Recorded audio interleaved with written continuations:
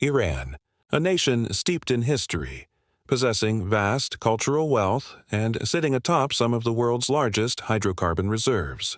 For decades, the Iranian economy has been inextricably linked to oil and gas. This reliance has fueled growth but also created profound vulnerabilities. The story of modern Iran's economy is one of immense potential, constantly navigating geopolitical headwinds. The primary challenge facing Iran today is the crippling weight of international sanctions.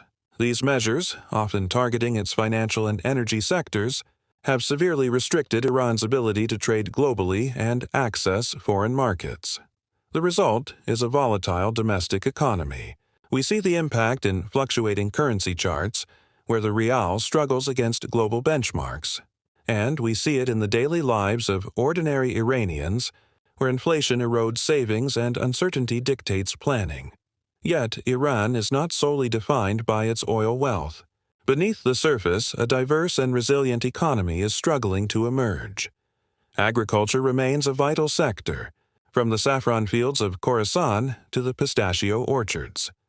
Manufacturing, too, plays a crucial role, encompassing everything from automotive production to pharmaceuticals. The government has long championed economic diversification, aiming to reduce dependence on oil revenues. This push includes investing in knowledge-based industries and fostering domestic production. But these efforts are often hampered by bureaucratic hurdles, lack of foreign investment, and the persistent shadow of sanctions. Economic statistics often feel abstract, but in Iran, they translate directly into human experience. Look closer at the bustling bazaars of Tehran, or the factory floors in Isfahan. These are the faces of resilience. The shop owner calculating prices amidst inflation, the factory worker striving for stability. Iran also faces significant demographic pressures. A large, young, and educated population demands jobs and opportunities. This demographic dividend, if harnessed correctly, could be a powerful engine for growth. But if left unaddressed, it becomes a source of social and economic strain. As we look ahead, Iran stands at a crossroads. The potential for growth is undeniable, driven by its human capital and non-oil sectors. Yet the path forward remains fraught with geopolitical complexity and internal economic challenges. The future of Iran's economy hinges on its ability to navigate these turbulent waters, transforming vulnerability into sustainable strength. In a land where dawn's first light kisses the stones of ancient kings, a story unfolds that is as old as civilization itself. This is Iran, the soul of Persia, a realm that whispers tales of empires, poets, and revolutions. It is more than just a place on a map. It is a living tapestry woven from the threads of deserts and mountains, of history and humanity. From the sun-scorched plains to the silent, snow-capped peaks, this is a journey into the heart of a legacy that has shaped our world for millennia, a testament to the enduring power of culture and the unyielding spirit of its people. Our story begins in an age of titans, with the rise of the Achaemenid Empire. Imagine a dominion stretching from the Balkans to the Indus Valley, the largest the world had yet seen. This was the vision of Cyrus the Great, a ruler whose revolutionary ideas on human rights and governance, inscribed on the famed Cyrus cylinder, became a blueprint for just leadership. His legacy echoes in the magnificent ruins of Persepolis, a royal city that stood as the vibrant heart of a cosmopolitan empire. Following this era of unparalleled influence, the Sasanian dynasty rose, forging a new Persian identity. Their sophisticated art, architecture, and administrative systems became a bridge between East and West, leaving an indelible mark on both the Roman and Asiatic worlds that would last for centuries. With the arrival of Islam, Persia did not vanish. It was reborn. This period ushered in an Islamic golden age, where Iranian culture blossomed with renewed vigor. Mosques adorned with intricate turquoise tiles reached for the heavens, while master calligraphers turned words into divine art. In bustling cities and great centers of learning, geniuses like the physician Avicenna and the poet Rumi expanded the frontiers of human knowledge and spirituality. Through the flourishing of science, philosophy, and literature, the distinct Persian identity was not only preserved, but was also enriched. creating a cultural synthesis that continues to inspire and captivate the world with its beauty and profound wisdom. The passage of time brought new dynasties, each adding their own unique chapter to Iran's sprawling narrative. The Safavids, for instance, unified the nation and established Isfahan as their capital, a city so breathtaking it was said to be half the world. Later, the Qajar dynasty navigated an era of immense global change, balancing tradition with the pressures of encroaching European powers. The 20th century then arrived like a storm, bringing with it a powerful push for modernization that reshaped society. This period of dramatic transformation culminated in the 1979 Islamic Revolution, a pivotal event that redefined the nation's path and established the Islamic Republic, marking a new and complex phase in its long history. From the dawn of its ancient empires to the complex realities of its present, the story of Iran is one of resilience, innovation, and an unbreakable cultural spirit. Today, this legacy endures, visible in the vibrant energy of Tehran, a modern metropolis set against the majestic Alborz Mountains. It is celebrated in the ancient traditions of Nowruz, the Persian New Year, and woven into every knot of an intricate Persian carpet. Across the country, 29 UNESCO World Heritage Sites stand as silent witnesses to this profound history. The spirit of Persia lives on, a powerful and enduring legacy that continues to shape the identity of a nation and fascinate the world. The political landscape of Uganda is defined by tension and uncertainty. For decades, President Yoweri Museveni has maintained a firm grip on power. But in recent years, a new, powerful voice has emerged from the opposition, Robert Kyagulanyi Ssentamu, better known as Bobi Wine.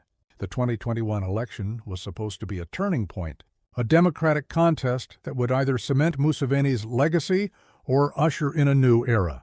Instead, it delivered a crisis. Following the official results, which declared Museveni the winner, the nation held its breath. Bobi Wine, the musician-turned-politician, immediately rejected the outcome. He alleged widespread fraud, intimidation, and what he called blatant theft of the people's mandate. Wine refused to concede, stating that the courts were compromised and that the fight for democracy must continue outside the established system. But the political fallout quickly turned personal and dangerous. Shortly after the election, reports surfaced that Bobi Wine was in hiding. The circumstances surrounding his disappearance were alarming. Wine later recounted the events, describing a sudden targeted security breach at his residence. He stated, "They jumped off my fence and cut off my electricity. I saw it dangerous for me to stay around." This alleged act of intimidation highlighted the extreme pressure faced by the opposition leader. The situation escalated further when General Muhoozi Kainerugaba, President Museveni's son and the army chief, publicly intervened. Muhoozi, a powerful figure often seen as Museveni's potential successor, issued a chilling threat against Wine, labeling him a terrorist and warning of severe consequences. Bobi Wine's response was defiant and clear.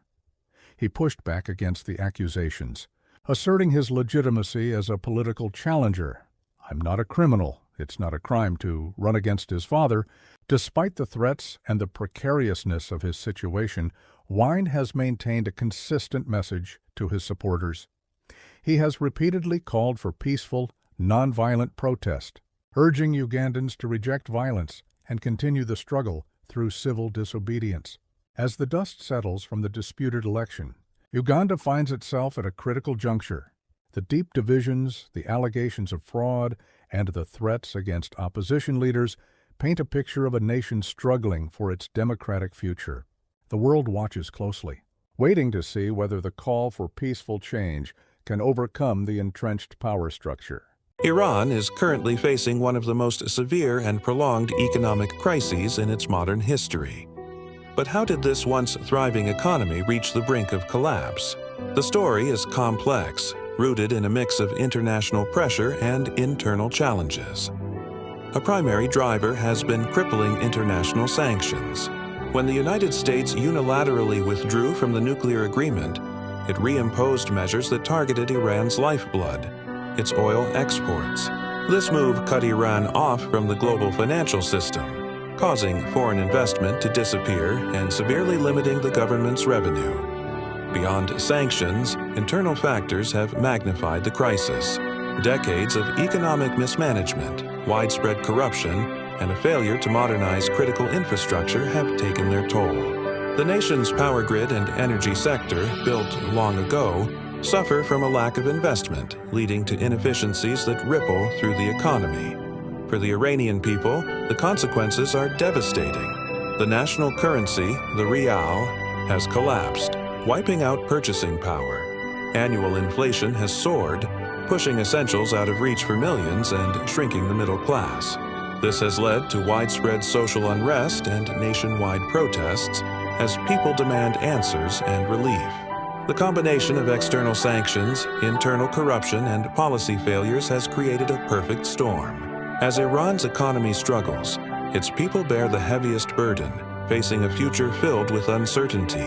The path forward remains one of the nation's greatest challenges. Why is Iran considered unconquerable? The reasons go far beyond conventional military might. Any attempt to invade Iran would quickly transform into a conflict of catastrophic proportions, rooted in geography, military doctrine, and political realities. This deep dive will explore the layered defenses that make an invasion of the Islamic Republic a strategic nightmare. The first and most formidable obstacle is Iran's vast, unforgiving geography. It is not an open plain. It is a fortress nation. 70% of Iran is covered by imposing mountain ranges like the Zagros and the Elburz, which slice through the country and make large-scale mechanized maneuver virtually impossible.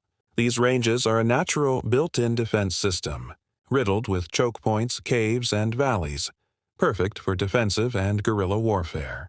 Beyond the mountains lie two massive, uninhabitable deserts, the Dashti Kavir and the Dashti Lut. This extreme terrain limits supply lines, drains invading resources, and leaves any conventional force exposed.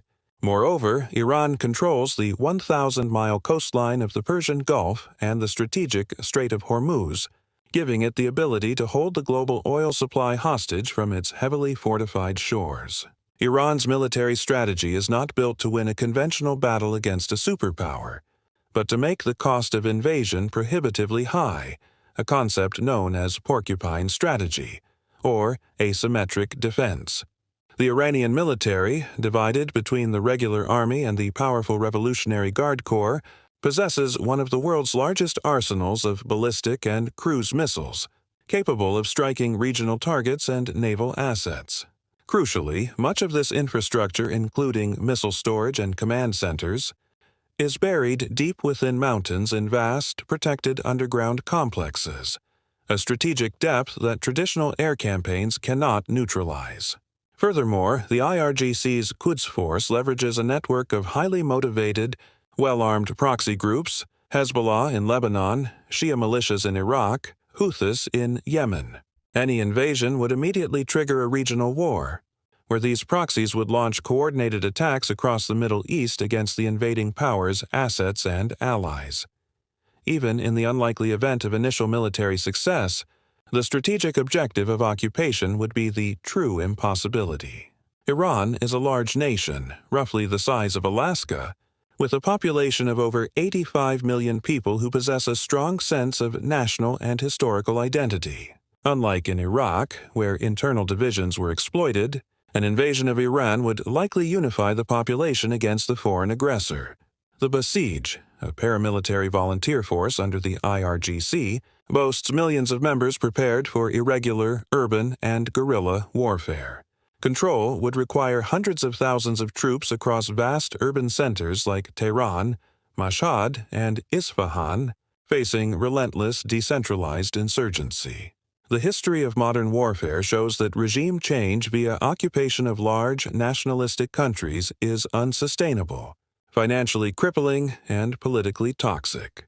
Finally, the geopolitical consequences of an invasion are simply too severe for any rational actor to contemplate. An attack on Iran would instantly destabilize the entire Middle East. The immediate threat is the closure of the Strait of Hormuz, through which 20% of the world's oil supply passes. The resulting global energy crisis would plunge the world economy into chaos. Moreover, Iran's foreign policy is closely aligned with major global powers. An invasion risks drawing in external actors, potentially escalating the conflict beyond any manageable scale. The complexity, the cost, the commitment, and the guaranteed regional blowback ensure that while the threat of conflict remains, the prospect of a full-scale invasion of Iran remains strictly within the realm of strategic deterrence.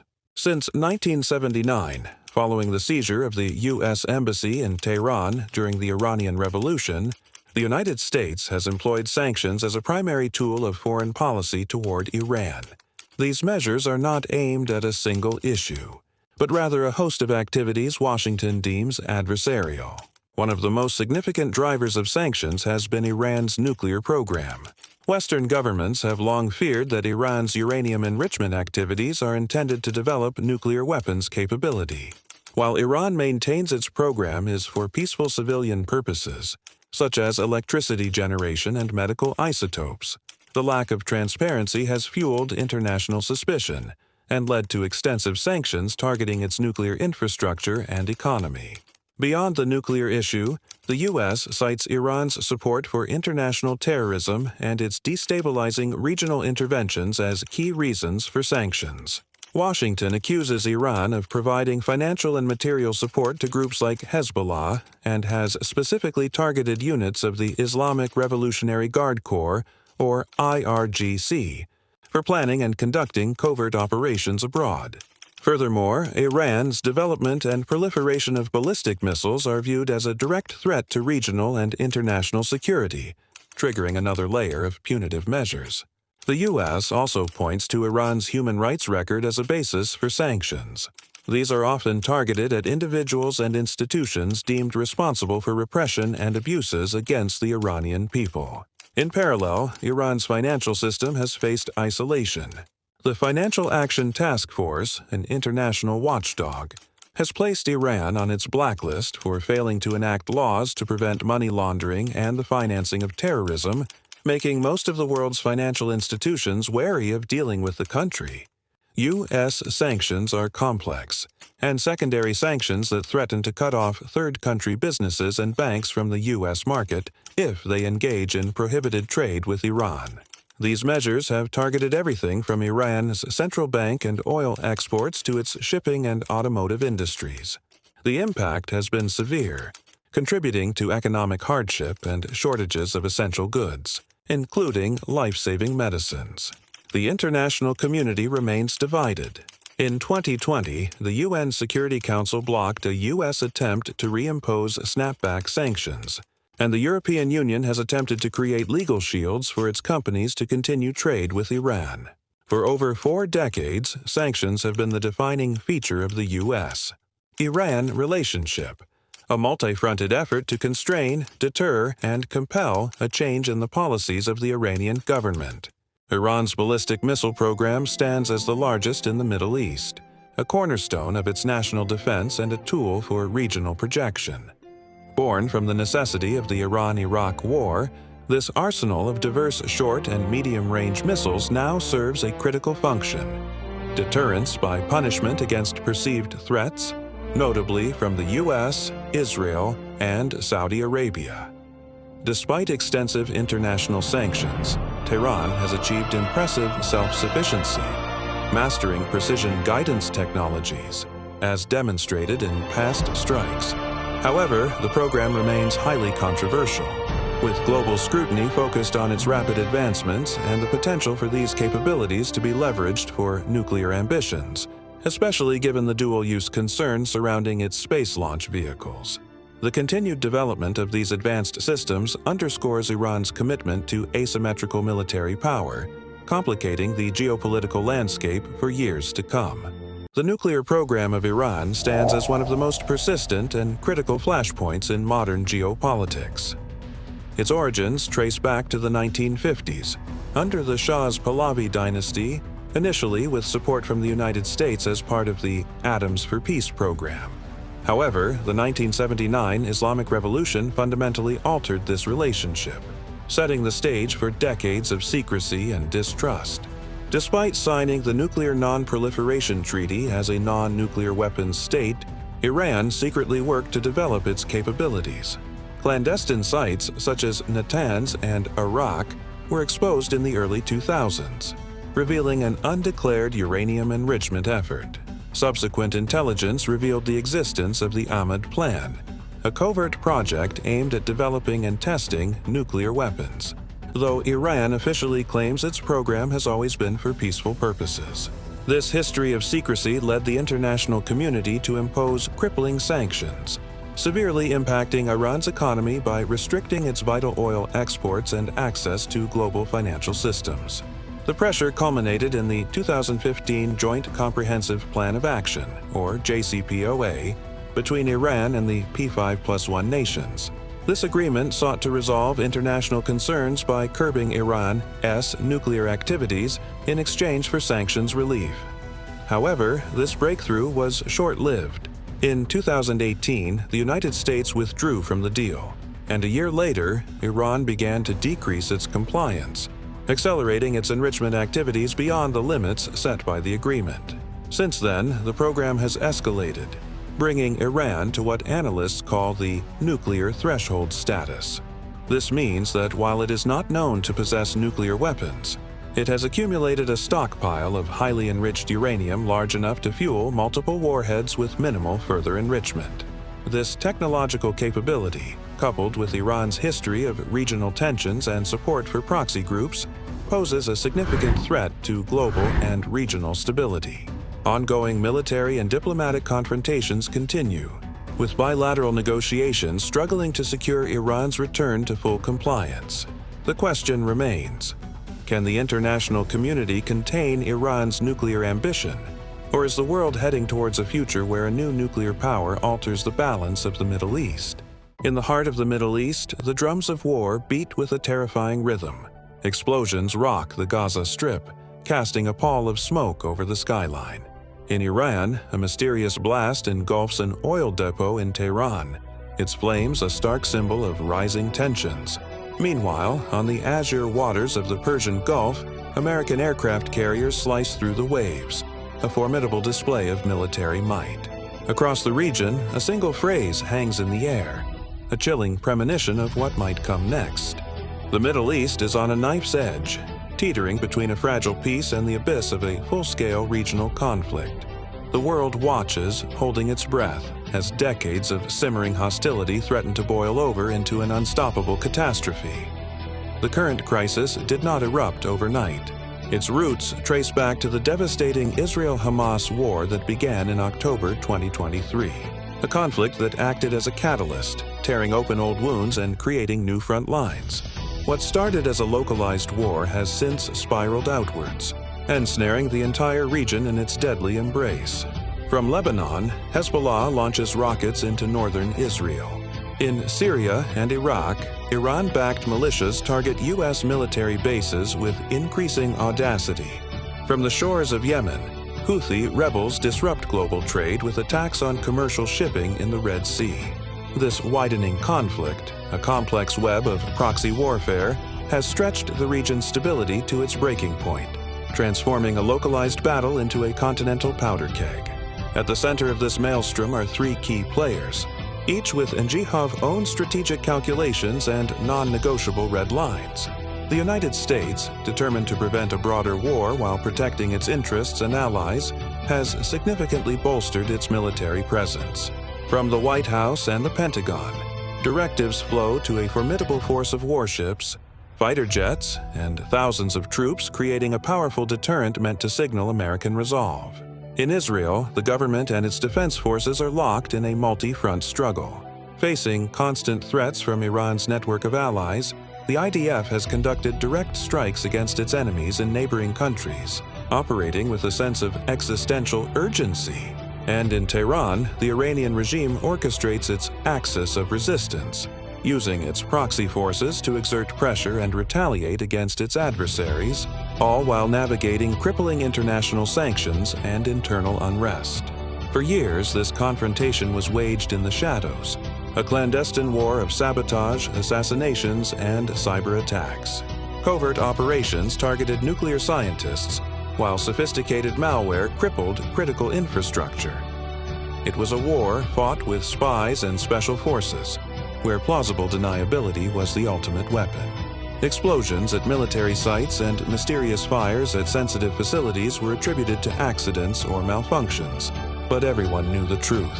This was a direct yet undeclared conflict between nations, a silent battle that allowed both sides to land blows without triggering an all-out conventional war. But the unwritten rules of this shadow war were about to be shattered, giving way to a far more dangerous reality. The Rubicon was crossed in a historic and terrifying escalation. For the first time, Iran and Israel engaged in direct military exchanges, firing missiles and drones at each other's territories. The night sky over the Middle East lit up not with fireworks, but with the deadly ballet of interceptor missiles hunting incoming warheads. The shadow war had erupted into the open, marking a perilous new phase in their long-standing animosity. This unprecedented confrontation has shattered the decades-old doctrine of indirect conflict, pushing the region into uncharted territory. The taboo of direct state-on-state attacks has been broken, and the consequences of this new reality are both immediate and profoundly uncertain. Now, a chilling question hangs over the world. As the leaders of the United States, Israel, and Iran weigh their next moves, the fate of millions hangs in the balance. Every decision, every military maneuver, carries the risk of a catastrophic miscalculation. Has the spiral of escalation become irreversible? Or can diplomacy pull the region back from the brink of a devastating war? The path forward is shrouded in fog, a landscape of immense risk and fragile hope. The future of the Middle East and perhaps the world has never been more uncertain.